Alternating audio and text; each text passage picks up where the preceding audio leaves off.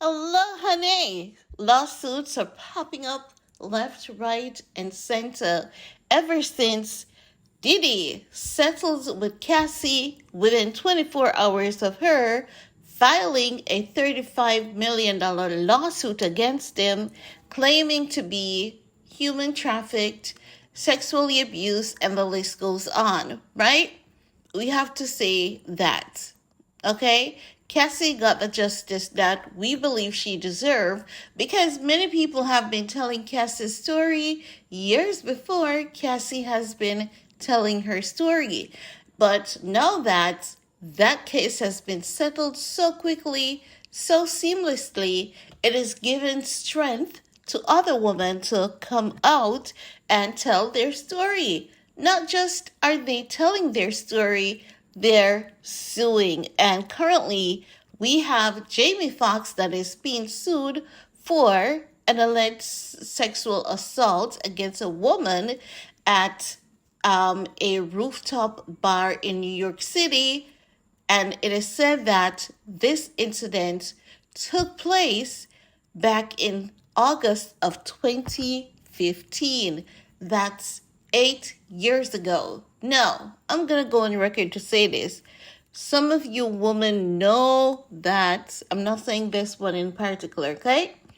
I'm just saying, some women know that they weren't, assaulted, but they're looking for an easy payday, an easy way out to catch a check. Now, a woman like you see, if found to be telling lie on these men, women like you should be thrown behind bars and the key gets tossed away because there are women out there who are actually suffering and suffering in silence. And we just need people to be honest. This is honesty. This is not about just, saying a guy did something that they didn't do. This is not just about you having a bad date with someone and then deciding that you need to be compensated. The women who have actually gone through horrific abuse. And I don't believe that other women should be taking this lightly and using it, as a waymaker to get an easy payday. Okay? But let's get into this report, right? Because it is said that Jamie Foxx is being sued. An unnamed woman is accusing the actor of, SA and battery during an interaction in August of 2015. According to the lawsuit was filed in the New York County Superior Court on Wednesday. It was obtained by various news outlets. This person filed anonymously as Jane Doe. Immediate red flag right there. Red flag. Anyway, let's continue, right? After Jane Doe's friend asked Fox for a photograph, she allegedly, listen, I want you guys to listen, because you see, you can cite bullshit and smell bullshit a mile away. A mile away. Now, is it unusual for people to file a lawsuit as anonymous? No, it's not. But while file anonymous for something that took place 8 years ago, and then when you look at the details, listen to the details, right? So, Jane Doe's friend asked Jamie Foxx for a photograph. He allegedly made comments to Jane Doe, such as, wow, you have that supermodel body, right? And she says Foxx then grabbed her by the arm and pulled her to the back area of the rooftop where he allegedly placed both of his hands on her waist, moved them under her crop top, and began rubbing her bust, right? But the other word, right? Despite attempting to step away from the encounter, Jane Doe says Foxx put his hands in her pants and touched her genitals. The alleged interaction ended after her friend came looking for her, the suit says. Now, Catch New York City, Mark Birnbaum, and Catch Hospitality Group are among the other defendants listed in the complaint. Now, they have reached out to Jamie Foxx for a comment, but they haven't received any as yet. Now, this is my concern as it relates to this Miss Jane Doe, right? Now, they're saying that she filed on the New York's expiring Adult Supervisors Act, which has given victims of sexual abuse 1 year window for claims that would otherwise be barred by time limits. The window closes after Thanksgiving, right? No, that is quite understandable.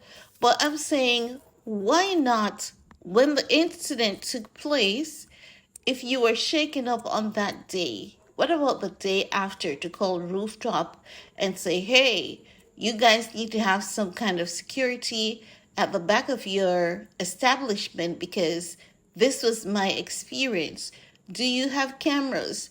If you pull the cameras, you'll be able to see exactly what went on there because that would be a perfect time to file a lawsuit and to be compensated because it just happened.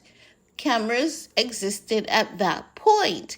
So you know that there would be some video footage of such incidents, and then it would be so easy for you to actually get the money that you want out of Jamie Foxx's pocket, right?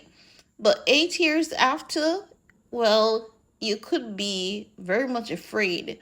But I mean, when you look at the details, it's not making sense because it was a rooftop, right? Other people were there. When he was pulling you to the back, you're saying no one saw, no one intervened. Why didn't you grab a hold of someone to get their attention as to what this man was doing to you in public? Because guess what, honey? If someone is trying to pull you away from the midst of a crowd and this person is a stranger, why are you going to go with them? Aren't you going to scream? Aren't you going to grab onto a table, grab onto a pole, grab onto someone, take a wine bottle, knock them up the head? Like, it's not making any sense. This lawsuit is honestly not making any darn sense. And as a woman, I can loudly say, I think this woman is lying, okay? Unless it was just three people there, no bartenders, no cameras, just her imaginary friend, and her imaginary Jamie Foxx, because it's not making any sense.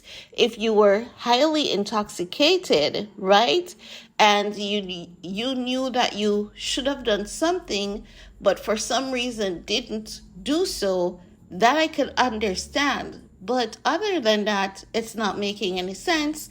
And that's all I have to say about that.